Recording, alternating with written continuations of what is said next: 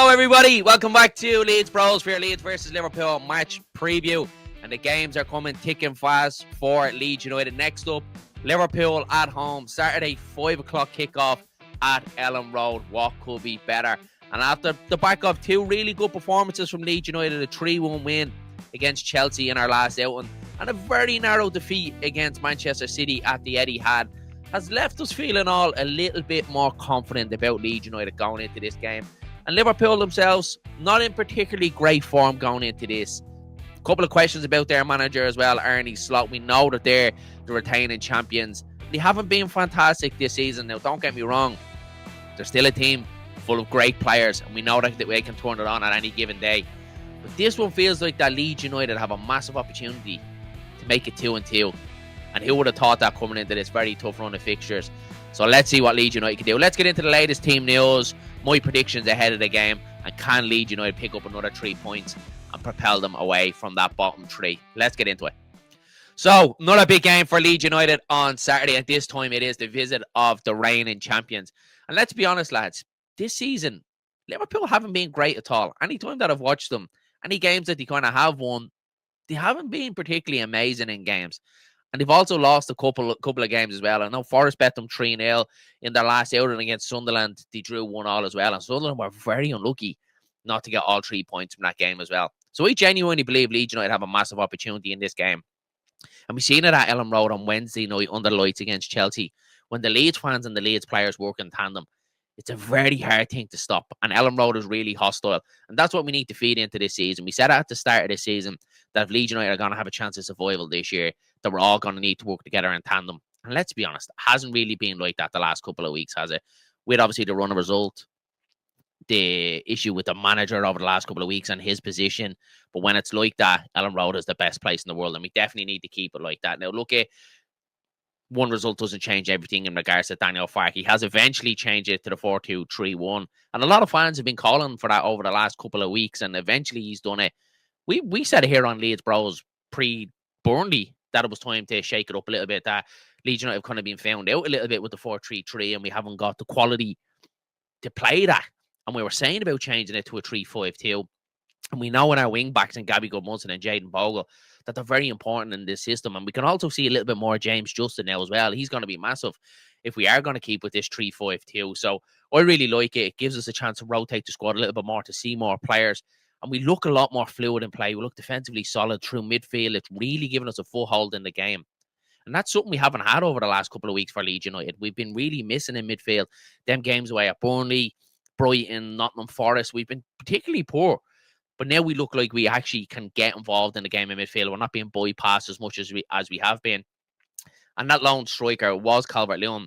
Is not isolated anymore. So Calvert-Lewin and Lucas Nmecha are really working big up there together. And I like to see that two big men fighting for each other up there. And it can give any Premier League defence a bit of trouble as well when you have them two up front bullying you. So it's really good to see. So let's see what Daniel Farke goes with as well.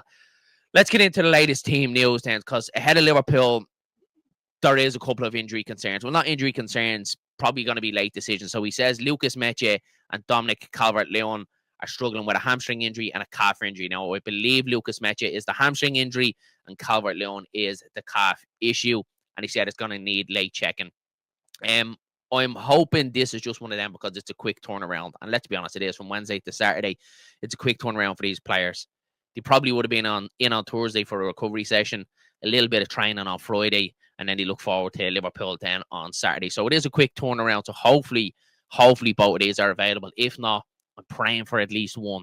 Even just give us one, because then I think then we could work with that, and we'll get into that when we go into our starting 11s. But hopefully that they're going to be okay for this game. Daniel Farke went on to say in his press conference as well, even after a win yesterday, we spoke about things we can improve. We never get too over the moon after a win, nor too down after a defeat. So he's trying to keep everything a little bit level-headed. And I think he's probably right in this one, because we are one of them. When we lose games, it's burn it all down. When we win games, we're going to go for Europe. And Farke has said it in his press conference, and I think he is right. We can't get too ahead of ourselves. Although the Chelsea victory was amazing, was absolutely amazing, had us all on cloud nine, we can't get too carried away from ourselves. But we need to follow that up now. We need to be backing us up. Liverpool are a good side. They could turn us over at any given moment. They're a team of pure quality. So we need to be on it. We need to take that intensity and that performance into the rest of the season.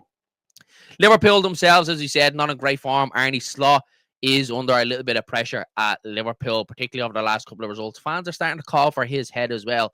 Liverpool's away record haven't been fantastic. Out of the last 11 games, they've lost 7. So I really think Leeds United have a massive opportunity here. They really do. And as I keep saying, Elland Road, it's our 12th man. It's cliche to say, but when Elland Road is at it and the players are at it, it's really, really hard to stop.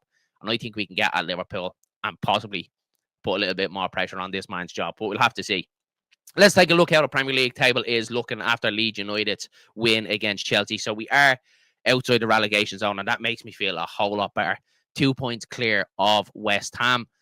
And if Leeds United can pick up 3 points against Liverpool, we could extend that to 5 before West Ham even kick a ball.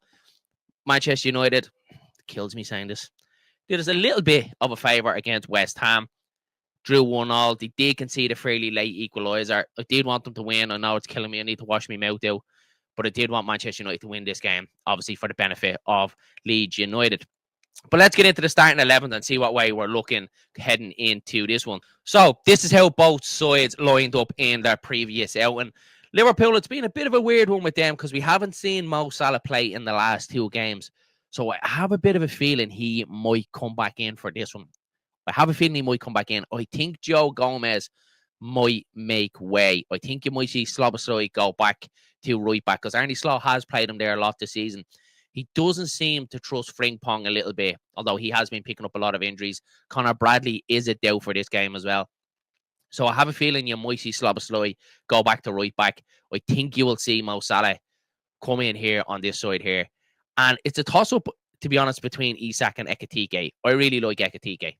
I think he showed really good signs since he came into Liverpool. So I think you might see Slot change this. You might see Isak back on the bench, potentially, or he might stick with him. Florian Wirtz got his first goal, although it was chalked down as an own goal in the previous outing as well. He is a really good player, although he has been getting a little bit of stick lately. This midfield tree here, Wirtz, Gravenberch, and McAllister, I think our midfield can cope with this. I really, really do. The back line, Kanate and Van Dijk, we've seen them this season, lads. They have not been great. For 2 big aerial dominant lads, big strong lads, they haven't been very dominant whatsoever. So I would be very interested to see this matchup with Lucas Nmecha, Dominic Calvert-Lewin up against Kanate and Virgil van Dijk. And Andy Robinson, although really good left back in his heyday, I think we can get him as well. I think Jayden Bogle can really do a job on Andy Robertson here on the left-hand side. Let's see what happens. But let's move into Leeds United. So, as we know, Daniel Farke did revert to the 3-5-2, which we've all been calling out for a long time. I don't think you change much. I really don't. Barring any sort of issues with Lucas Nmecha, Calvert-Lewin. Now, let's just say, I'm spitballing here, let's just say Lucas Nmecha isn't fully fit and ready to go. I'd be doing this. I'd be bringing Pirro in. I wouldn't change too much. I wouldn't be completely reverting if one of them are injured. I wouldn't be going back to the 4-3-3. I wouldn't be going to the 3-5-2. I'd be sticking with this as much as we possibly can.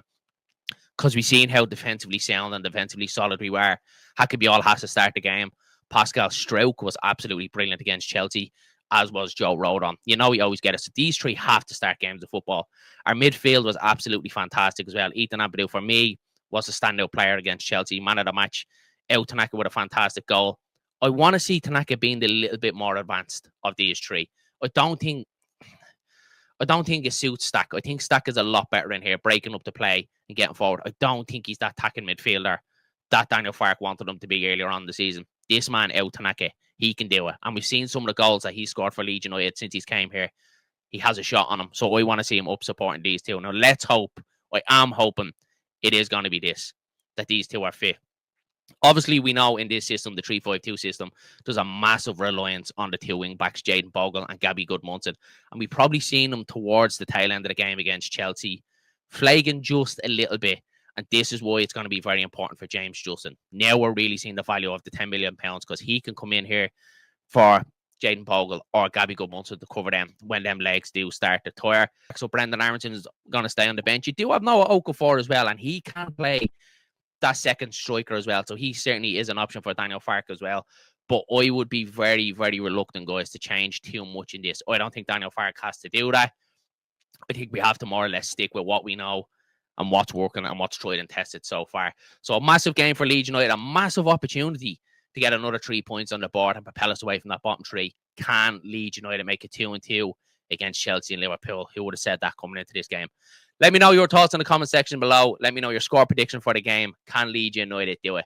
So that's it from me. Myself and Dylan are travelling over to the game, so there won't be a direct match reaction after the game. We'll try and get it out as we're walking out Elland Road. We'll do a little bit of recording on that. There also will be a match day vlog as well. So we'll see. Let's hope Leeds United can get 3 points. So that's it for me, guys. Mind yourselves. Mind each other. We'll catch you in the next one.